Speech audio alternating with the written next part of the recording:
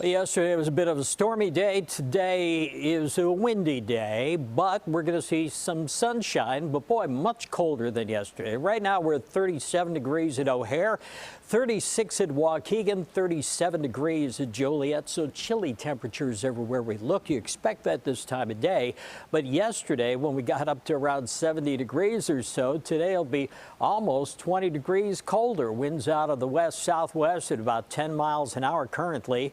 Wind gusts, well, they're not really getting up there yet, but 21-mile-per-hour gusts to Waukegan. The winds really kick in as we head through the afternoon hours, and that's why we have a wind advisory that's in place from later on this morning until 7 o'clock tonight for the entire area you're looking at here.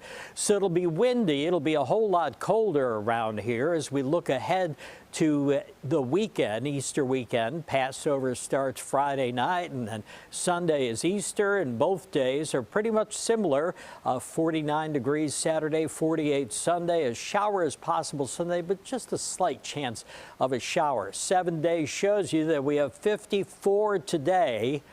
Cold stuff compared to what it's been, but the norm this time of year is 57, so we're not that far off of that.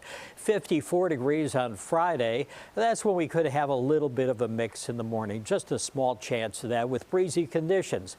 Saturday and Sunday in the upper 40s, a very small chance of a shower later in the afternoon on Sunday. And then Monday and Tuesday, we still stay on the cool side, 48 Monday, 50 Tuesday. Wednesday gets closer to normal with some showers, but a high of 55 degrees. So be ready for very windy conditions today with winds that'll gust up to 50+ miles per hour. Back to you.